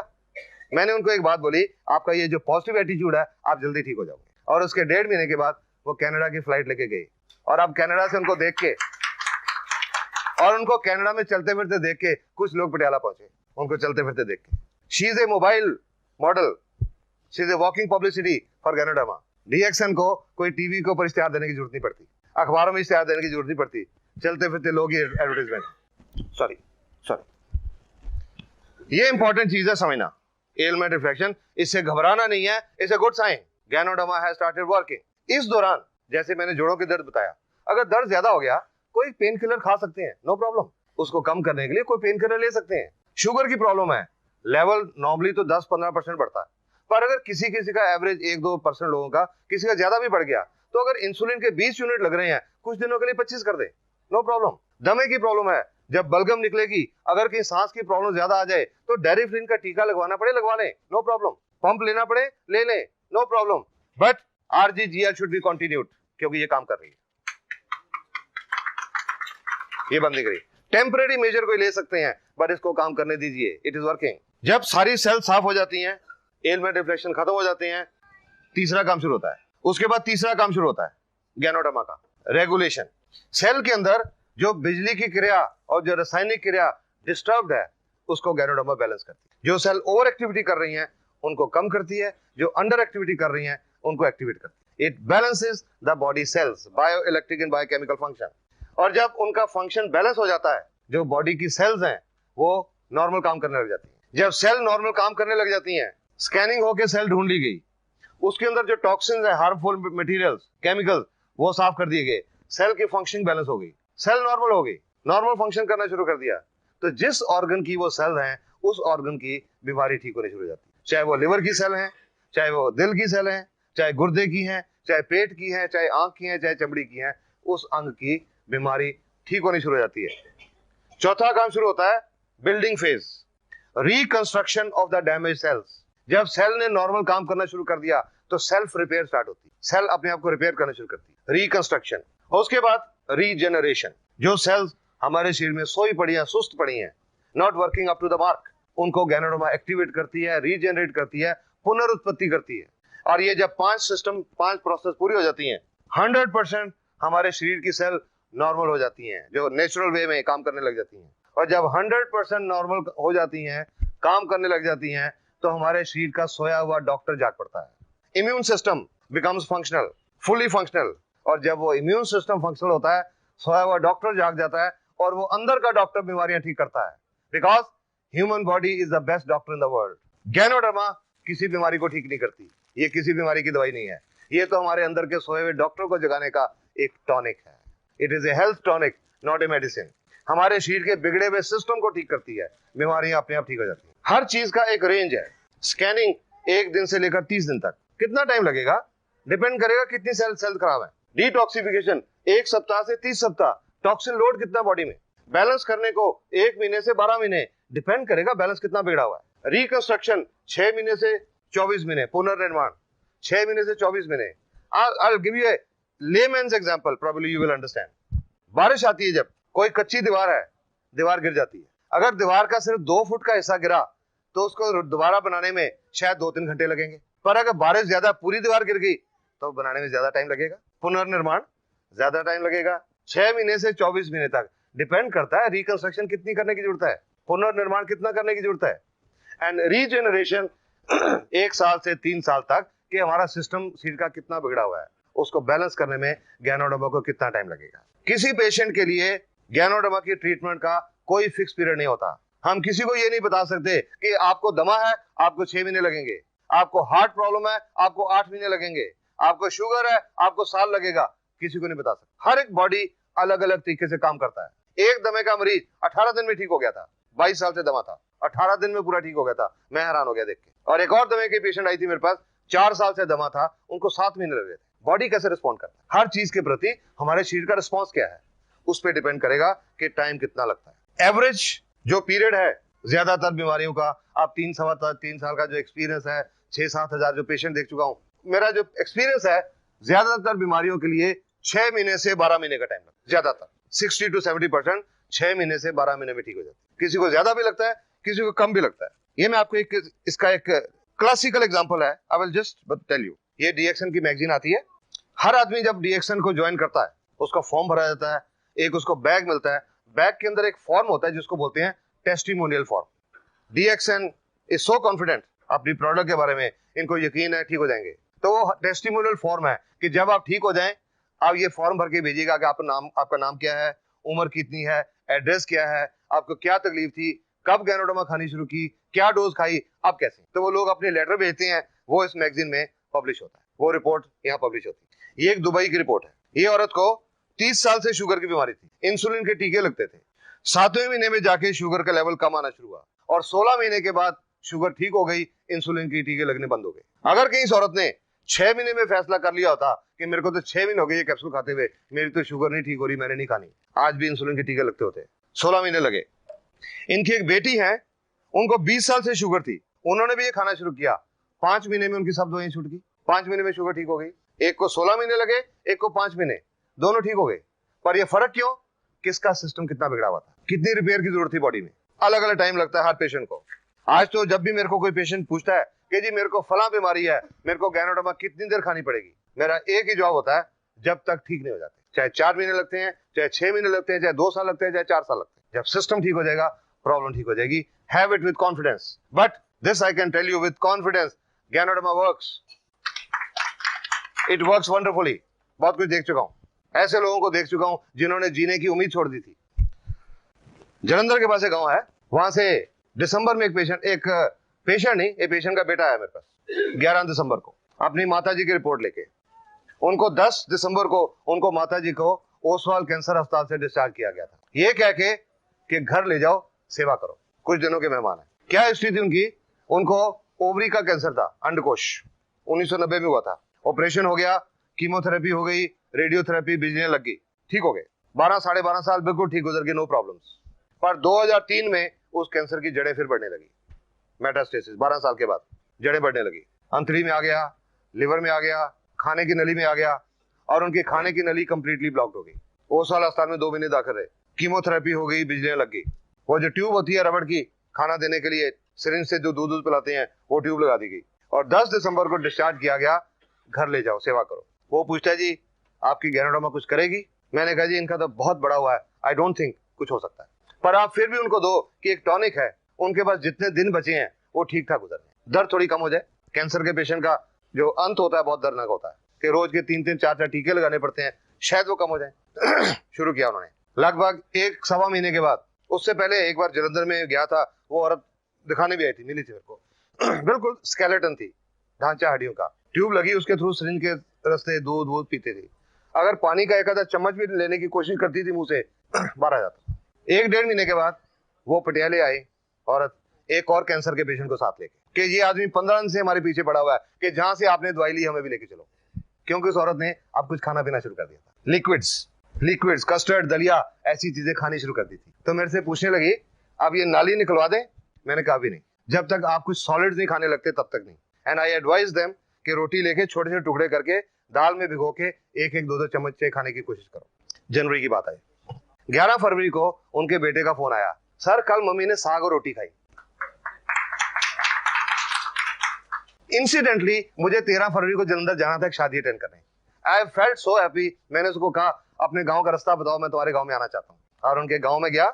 उस औरत की एक सिस्टर कनाडा से आई थी लास्ट टाइम उनको मिलने के लिए, उनकी एक ननद न्यूयॉर्क से आई थी उनको लास्ट टाइम मिलने के लिए, और अब वो देख रहे हैं अब तो गुरपाल कौर शहर में घूम रही हैं। उन्होंने उस गुरुद्वारे में एक अखंड पाठ कराया। 27 फरवरी को बुलाया गया मेरे को, और जो रिस्पेक्ट मिली वो पहले 30 साल के मेडिकल करियर में नहीं मिली थी, just because of this service की वजह से। वही आदमी हूँ, वही डॉक्टर हूँ जो आज से 3-3.25 साल पहले था, वही MBBS डॉक्टर। फर्क क्या है, आज एक गैनोडर्मा की साथ में जुड़ गई और इसको अच्छी तरह समझा, लोगों को बताया। वो मैंने सिर्फ वही किया और कुछ नहीं किया। किसी के घर में दरवाजा खटका के ये देने नहीं गया भाई तुमको शुगर है ये लो, तुमके गुर्दे फेल है ये लो, किसी को देने नहीं गया, इन्फॉर्मेशन देता रहा। जिसको अच्छा लगा अपनाया, विश्वास किया अपनाया, और कई लोगों की जिंदगी बदलती चली गई। जलंधर में एक और आदमी है, उनको सितंबर 2002 में ओसवाल कैंसर अस्पताल ने बोला था 2-3 महीने के मेहमान, और आज 2.5 साल हो चुके हैं। वो कैप्टन राजेंद्र सिंह एक हेल्दी लाइफ जी रहे हैं, no cancer now. Repeatedly Oswal अस्पताल उनको रिपोर्ट दे चुका है आपके अंदर कैंसर नहीं है, and he is living a healthy life. दिसंबर में राजीव गांधी कैंसर अस्पताल से एक पेशेंट को डिस्चार्ज किया गया, पटियाला में रहते हैं वो, ब्रेन ट्यूमर। वो आदमी सेमी कॉन्शियस था, मिडिल एज आदमी, अराउंड 60-62 साल, सेमी कॉन्शियस, बिस्तर पे पड़े हैं, कुछ खाना पीना नहीं, चम्मच से थोड़ा बहुत खिला दिया, जो पेशाब वगैरह सब बिस्तर के ऊपर, कोई होश नहीं। उनके बेटों को बताया भगवान का नाम लेके ट्राई करो, और आज वो आदमी सुबह शाम मंदिर जाते हैं।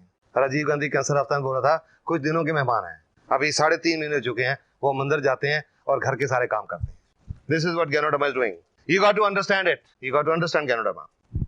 जब ये सारा फेज पूरा हो जाएगा, बीमारियां अंदर अपने आप ठीक हो जाएंगी। You don't have to bother कि मेरे को फलानी बीमारी है, गैनोडर्मा को काम करने दो, ये ढूंढेगी सब कुछ जाके, इट विल क्लियर एवरीथिंग। ये जो मैं आपको एलिमेंट रिफ्लेक्शन बता रहा था, लिवर की प्रॉब्लम है तो लाल आंखें होती हैं, गुर्दे की कोई प्रॉब्लम है तो ब्लॉक ईयर होते हैं, फेफड़े की कोई प्रॉब्लम है तो बलगम आती है या उल्टी आती है, कोई ब्लड सर्कुलेशन की कोई प्रॉब्लम है, ब्लड सर्कुलेशन की कोई प्रॉब्लम है तो थोड़ी नमनेस, जैसे टांगे सोई हुई महसूस होती है। These are, अगर एलिमेंट रिफ्लेक्शन अगर ज्यादा हो जाए, अगर तंग करे, डोज थोड़ी देर के लिए कम कर दें या उसके लिए कोई सिम्टोमेटिक ट्रीटमेंट ले लें, but continue ganoderma, let it do it's job. Ganoderma does not cure any disease directly, but it helps the body to handle it. Ganoderma is health specific and not disease or symptom specific. जब ganoderma की treatment शुरू करनी है किसी भी बीमारी के लिए, मरीज जो भी दवाइयां खा रहा है, चाहे एलोपैथिक, चाहे होम्योपैथिक, चाहे आयुर्वेदिक, वो शुरू में साथ में चलेंगी, वो एकदम से बंद नहीं करनी, वो एकदम से बंद नहीं करनी। जब स्कैनिंग हो जाएगी, जब डिटॉक्सिफिकेशन हो जाएगी, जब सेल्स बैलेंस हो जाएंगी, बीमारी की जड़ ठीक हो जाएगी, तब बीमारी ठीक होने लगेगी, उस समय वो दवाइयां बंद होनी शुरू होंगी। आफ्टर दिस फेज 1 महीने में बंद होती हैं, 4 महीने में बंद होती हैं, साल में बंद होती हैं, 1.5 साल में बंद होती हैं, वो किसी को नहीं बता सकते। जब सिस्टम ठीक होगा तब बंद होगी, शुरू में वो साथ में चलेंगी। उन दवाइयों के साथ गैनोडर्मा की कोई इंटरेक्शन नहीं है, कोई प्रॉब्लम नहीं है, क्योंकि ये फूड सप्लीमेंट है, दवाई नहीं है, it is a health tonic. अब इसकी आपको डोज बताऊं मैं। डोज तो जनरली दवाइयों की होती है, गैनो तो दवाई नहीं है तो इसकी डोज नहीं होती, बट फिर भी हम लोगों को डोज बताते हैं। क्यों? कि अगर किसी का इम्यून सिस्टम कम डिस्टर्ब्ड है तो कम डोज पे आराम आ जाएगा, अगर ज्यादा डिस्टर्ब्ड है, ज्यादा प्रॉब्लम है तो ज्यादा टाइम लगेगा, ज्यादा डोज लेनी पड़ेगी और ज्यादा टाइम लगेगा। इम्यून सिस्टम कितना डिस्टर्ब्ड है इसको मेजर करने का कोई दुनिया में आज तक पैमाना नहीं बना। हमको नहीं पता कि किसका सिस्टम कितना डिस्टर्ब्ड है, सो हर एक को हम एक कम से कम डोज से स्टार्ट करते हैं। एक कैप्सूल आरजी और एक कैप्सूल जीएल, इन दोनों को मिला के बोलते हैं एक पेयर, 1 पेयर। एक कैप्सूल दोनों शीशों में से, एक आरजी एक जीएल, एक पेयर। मॉर्निंग, आफ्टरनून, नाइट, सुबह दोपहर शाम। पहले हफ्ते एक पेयर सुबह के टाइम, दोपहर को नहीं, रात को नहीं। एक पेयर सुबह के टाइम, प्रेफरेबली खाना खाने से पहले, खाना खाने से आधा घंटा पौना घंटा पहले प्रेफरेबली। पर अगर किसी को पेट में गैस की प्रॉब्लम है, पेट में तेजाब बनता है, पेट में अल्सर है, दमा है या मिर्गी है, उन्होंने खाली पेट नहीं लेना, उन्होंने खाना खाने के इमीडिएटली बाद, एकदम बाद। पहले हफ्ते एक पेयर डेली, रोजाना। दूसरे हफ्ते में एक पेयर सुबह, एक पेयर रात को। तीसरे हफ्ते में एक पेयर सुबह, एक दोपहर, एक रात को। चौथे हफ्ते में 2 पेयर सुबह, 2 रात को। पांचवें हफ्ते में 2 पेयर सुबह, 2 दोपहर, 2 रात को। इस तरह हफ्ते हफ्ते में एक या 2 पेयर बढ़ाते हैं। जब देखने वाले जहां तक देखते हैं अपने दिमाग का कैलकुलेटर यूज करना शुरू कर देते हैं। 5वें हफ्ते में जाके 6 पेयर खाने पड़ेंगे, 12 कैप्सूल खाने पड़ेंगे। घबरा जाते लोग ये सोच के। ये जरूरी नहीं है, ये जरूरी नहीं कि हर एक को 12 कैप्सूल खाने ही पड़ेंगे, ये तो सिर्फ डोज बढ़ाने का तरीका है। कब तक बढ़ानी है? जब तक उस मरीज को जो भी प्रॉब्लम है, जब तक वो ठीक नहीं हो जाती। और जब कैसे पता लगेगा मरीज को कि उसके ऊपर इसने असर करना शुरू कर दिया? जब उस मरीज के अंदर उस बीमारी के मुताबिक जो एलिमेंट रिफ्लेक्शंस हैं वो आ जाएंगे। जिस डोज पे, अगर लिवर की प्रॉब्लम है तो जिस डोज पे आंखें लाल हो जाएंगी, अगर शुगर की प्रॉब्लम है तो जिस डोज पे शुगर का लेवल राइज करेगा, अगर गुर्दे की प्रॉब्लम है तो जिस डोज पे कानों में भारीपन आएगा, वो डोज उस पेशेंट के लिए सही डोज है। कई लोगों में ये एलिमेंट रिफ्लेक्शन पहले हफ्ते की डोज में आ गए, एक पेयर की डोज पे, उनको आगे बढ़ाने की जरूरत नहीं पड़ी, इसी पे कंटिन्यू करते हैं। किसी को 2 पे, किसी को 3 पे। अपने बॉडी के मुताबिक हर पेशेंट खुद डोज एडजस्ट करेगा, किसी के लिए कोई फिक्स डोज नहीं है, हर अपनी बॉडी के मुताबिक डोज एडजस्ट करेगा। और जो भी डोज एडजस्ट होती है तब तक खाते रहना जब तक ठीक नहीं होती। अब कई लोग ये सोच के कि जी 8 महीने लगेंगे, कई बार हेजिटेट करते हैं, क्योंकि आज का पेशेंट बहुत इम्पेशेंट है। आज का तो मरीज है, वो सोचता है कि मेरा जो प्रॉब्लम है, आज डॉक्टर ने दवाई लिखी, कल तक आराम आना चाहिए, नहीं आया तो दूसरे दिन आज आदमी डॉक्टर चेंज कर लेता है, दूसरे दिन किसी दूसरे डॉक्टर की दवाई, आराम नहीं आया तो तीसरे दिन तीसरा डॉक्टर। आज का पेशेंट इतना इम्पेशेंट हो चुका है। पर मैं तो जब गैनोडर्मा के बारे में बताता हूँ, मैं हर एक को यही बात बोलता हूँ, you have to be patient. मैं तो उनको ये बोलता हूँ, you are a patient, remain patient for some time, take Ganoderma patiently and after some time you will not remain a patient. Faith के साथ लीजिए, ठीक हो जाएंगी प्रॉब्लम्स, बहुत कुछ ठीक हो जाएगा। ये तो नॉर्मल तरीके से डोज स्टार्ट करते हैं। एक प्रॉब्लम होती है, एक तरह के पेशेंट होते हैं, उनको हम ये डोज स्टार्ट नहीं करते। कैसे पेशेंट? जैसे वो जलंधर वाले कैंसर अस्पताल से छुट्टी हुई थी कि कुछ दिनों के मेहमान हैं, ऐसे पेशेंट को हम ये नहीं बोल सकते कि पहले हफ्ते 1 पेयर लो, दूसरे हफ्ते 2 पेयर लो, तीसरे हफ्ते 3 पेयर लो। पेशेंट के पास इतना टाइम नहीं है, patient is running out of time. तो ऐसे पेशेंट को हम एक हैवी डोज देके एक चांस लेते हैं। ये नहीं बोलते अरे वो साल वाले या राजीव गांधी वाले वो क्या करें, उनको क्या पता, आप हमारी ये खाओ ठीक हो जाओगे। No, I just tell them take a chance, ताकि जितना टाइम बचा है वो ठीक ठाक गुजर जाए। ऐसे पेशेंट को हम चांस लेते हैं 30 RG और 30 GL, 30 पेयर्स, 60 कैप्सूल की डोज स्टार्ट करते हैं। ऐसे टर्मिनल कैंसर पेशेंट 30 कैप्सूल ये, 30 कैप्सूल ये।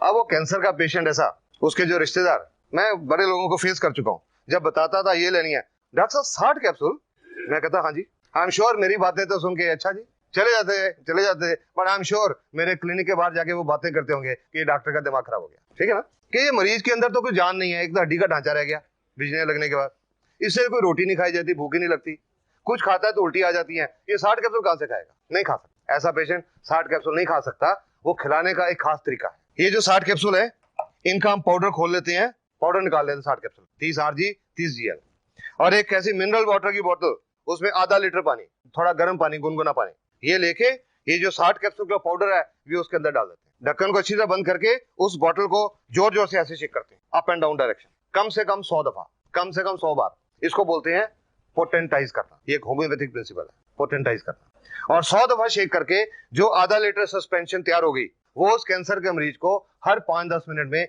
1-1, 2-2 चम्मच करके पिला देते हैं, और 1.5-2 घंटे में ये पूरा खत्म कर देते हैं। इसको बोलते हैं डाइट थेरेपी। डाइट थेरेपी हर रोज उस कैंसर के पेशेंट को हम ये डाइट थेरेपी देते हैं, 60 कैप्सूल की डोज, महीना 1.5 महीना। और जिस पेशेंट को कैंसर अस्पताल ने बोला कुछ दिनों के मेहमान है और उनका महीना 1.5 महीना गुजर गया, कंडीशन थोड़ी स्टेबल होगी, बेटर होगी, उसके बाद डोज रिड्यूस करते हैं, फिर कम करते हैं, पर शुरू इस तरीके से करते हैं। और वो जो मैं कैप्टन राजेंद्र सिंह की और वो उनकी बात कर रहा हूँ, जलंधर वालों की, ये डोज उनको स्टार्ट करी थी, ये कह के भगवान का नाम लो, जस्ट टेक ए चांस कि जितना टाइम बचा ठीक ठाक गुजर जाए। और आज इस डोज से बहुत सारे लोग कैंसर फ्री हो चुके हैं। लेकिन कोई झूठा दावा नहीं करता मैं ना रिएक्शन कंपनी कि इससे हर कैंसर ठीक हो गया, नहीं, हर कोई नहीं ठीक हुआ। कुछ ऐसे भी थे टर्मिनल पेशेंट जो नहीं बचे, लेकिन उसके बावजूद उनके रिश्तेदारों ने आके थैंक्स किया कि जी जितना टाइम वो जिए ठीक ठाक जिए। जो पहले दर्द होती थी अब वो दर्द नहीं होती थी, टीका नहीं लगाना पड़ता था, पहले खाना नहीं खा सकते थे अब खाना खाते थे, चलते फिरते रहे। गैनोडर्मा ने बहुत अच्छा काम किया। ये डाइट थेरेपी ऐसे कैंसर के लोगों के लिए। एक और चीज होती है जिसमें डाइट थेरेपी काम करती है।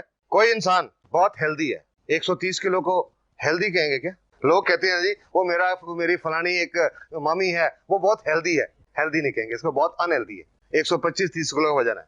तो जो लोग जल्दी वेट लूज करना चाहते हैं उनको भी डाइट थेरेपी रिकमेंड करते हैं। ये एक पेशेंट की रिपोर्ट है, ये मलेशिया की रिपोर्ट है। ये इस आदमी को देखिए, इसका पेट देखिए, इनका वजन था 86.5 किलो, 86.5, और इनकी वेस्ट थी 42 इंचेस।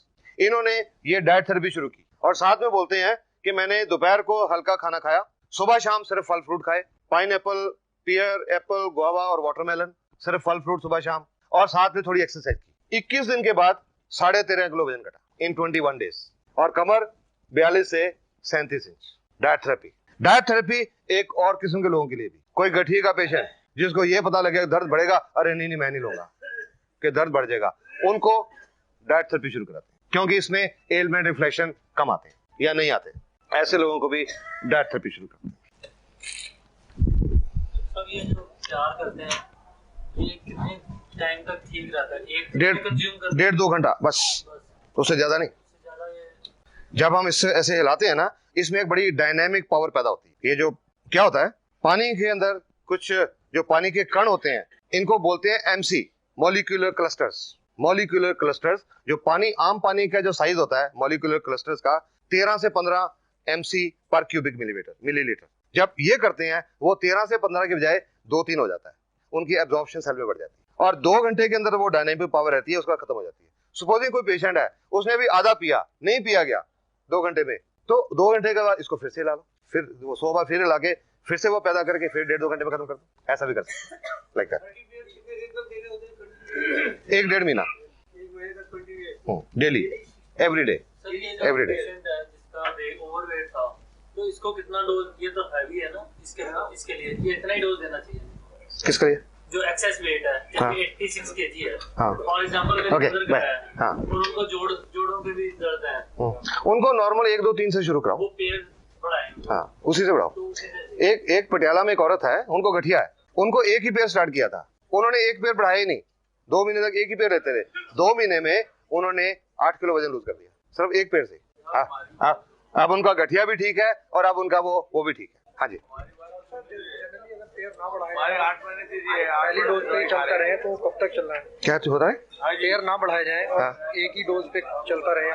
हाँ, ये एक भाई साहब ने पूछा कि सपोजिंग हम पेयर नहीं बढ़ाए, सपोजिंग पेयर नहीं बढ़ाए, सुन रहा हूँ मैं सुन रहा हूँ, मैंने देख भी लिया है।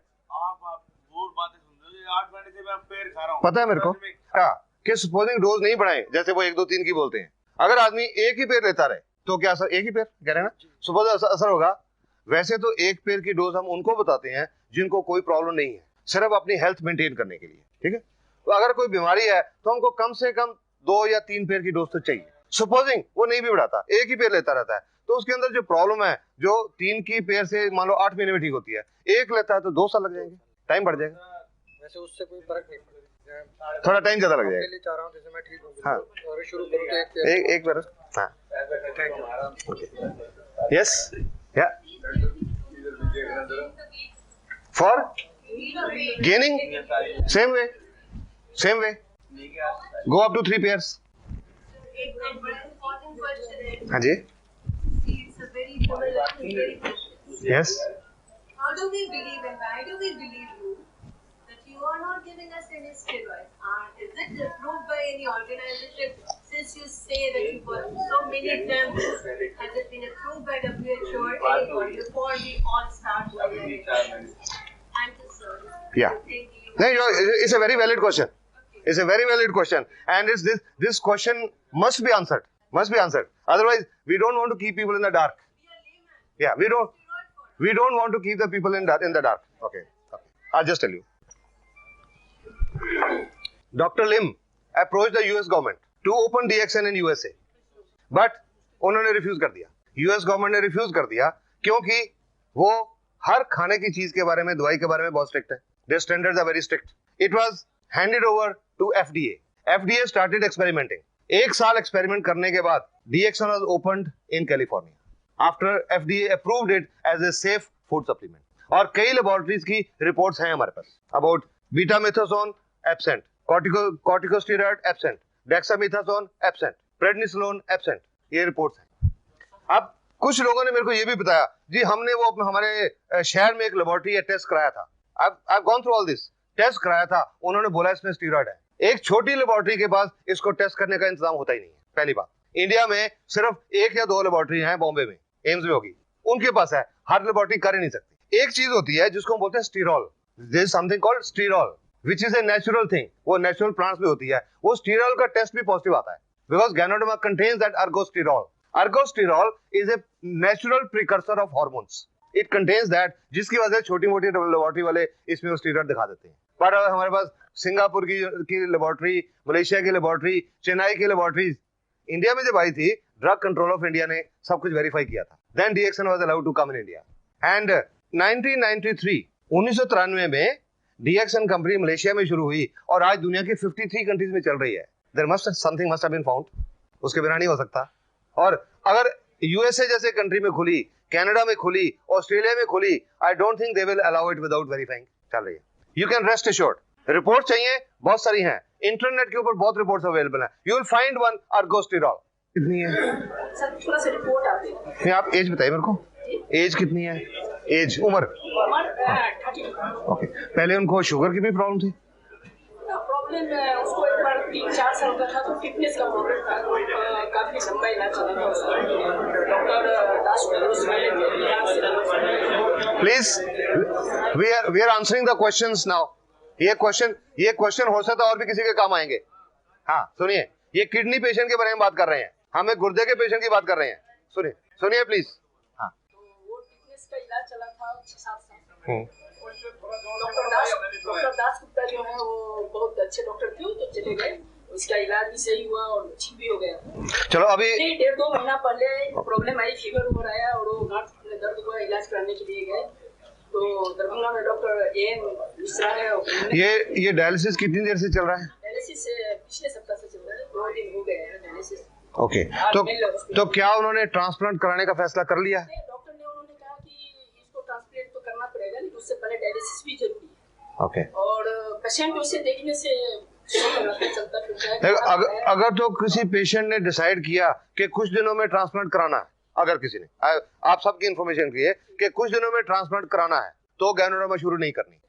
नहीं, अगर कुछ दिनों में कराना है तो नहीं करनी, क्योंकि जब हम ट्रांसप्लांट करते हैं हम स्टीरॉयड देके बॉडी के इम्यून सिस्टम को कम करते हैं कि बॉडी उसको रिजेक्ट ना कर दे, इसलिए इम्यून सिस्टम को बढ़ाना है, ये कॉन्ट्राडिक्टरी इफेक्ट हो जाएगा। और या दूसरा एक और, अगर किसी का किडनी ट्रांसप्लांट हो चुका है 6 महीने तक गैनोडर्मा नहीं देनी, otherwise there are chances body will reject the kidney. जैसे डायलिसिस चल रहा है उसका, ये दवा मैं बिना डॉक्टर से पूछे हुए मैं दे रहा हूं, मतलब मैं ये कि डॉक्टर मना करेंगे मुझे पता है, डेफिनेटली, इसलिए मैं चुपचाप उसको खिला रहा हूं। दोनों में से 2-2 गोली शुगर और 2-2 गोली। मैं इसका आपको एक पेशेंट का एग्जांपल बताता हूँ, शायद आपके जॉब को मिल जाएगा, औरों के लिए भी होगा। बैठिए। लगभग 2 साल पहले एक किडनी के पेशेंट को देखने के लिए बुलाया गया था मेरे को, चंडीगढ़ के पास एक जगह है वहां। उस औरत का डायलिसिस चल रहा था कुछ टाइम से, और उन्होंने ट्रांसप्लांट के लिए कहा अपने डॉक्टर को, जो किडनी का इलाज चल रहा था। उन्होंने कहा जी वो जो औरत है उनको कई सालों से दमे की प्रॉब्लम थी, और दमा के कारण उनके फेफड़ों में एक प्रॉब्लम होती है, उसको बोलते हैं पल्मोनरी फाइब्रोसिस, फेफड़े श्रिंक हो जाते हैं, वो हुए थे। तो उनको डॉक्टर ने कहा हम इनका ट्रांसप्लांट करने की सोच नहीं सकते, क्योंकि ये जो फेफड़े की प्रॉब्लम है ये एनेस्थीसिया नहीं सह पाएंगी, शायद ऑपरेशन थिएटर में डेथ हो जाए, ये नहीं सोच सकते। तो जितनी देर इन्होंने जीना है इनकी सेवा करो, जो 4-6 महीने जीना है सेवा करो। मेरे को देखने के लिए बुलाया गया, फर्स्ट पेशेंट था मेरा किडनी का। I couldn't tell with confidence कि जी बहुत सारे लोग ठीक हो गए जी, आप भी लो। वो पहला पेशेंट था मेरी जिंदगी का किडनी का पेशेंट। लिटरेचर लेके गया, गैनोडर्मा की जो किताब वो लेके गया, उनको दिखाया, ये देखो जी जापान यूनिवर्सिटी की रिपोर्ट है गुर्दे के बारे में, यहाँ लिखा हुआ है कि गैनोडर्मा गुर्दे की बीमारी को 100% ठीक कर सकती है, ये किताब में लिखा हुआ है। वो दिखाया तो वो भी मेरे को कहने लगे क्या हम अपने डॉक्टर से पूछ लें, आपकी अच्छी लगती है पर क्या उनसे पूछ लें जिनकी ट्रीटमेंट चल रही है इतने सालों से। तो मैंने उनको साफ बोला कि जरूर पूछिए, पर पूछने में एक प्रॉब्लम आ सकती है कि वो जो डॉक्टर है आपके, पता नहीं वो हर्बल के प्रति उनका ओपन माइंड है या नहीं, जड़ी बूटियों के प्रति ओपन माइंड है या नहीं। अगर नहीं हुआ जड़ी बूटियों के प्रति ओपन माइंड, और उन्होंने बोल दिया कि मेरी दवाई के साथ आपने और कोई नहीं लेना, तो आपको मुश्किल पड़ जाएगी, आपको डिसीजन लेने में मुश्किल हो जाएगी। बाकी इट्स योर विश, मैं आके मेरा काम था इन्फॉर्मेशन देना, बाकी आपकी मर्जी है। उन्होंने वो डॉक्टर साहब से सलाह किए बिना शुरू कर दी, मेरे पे विश्वास किया, शुरू कर दी। वो शुरू करने के लगभग 1.5 महीने के बाद उनका डायलिसिस बंद हो गया और 9-9.5 ग्राम पे पहुंच गया।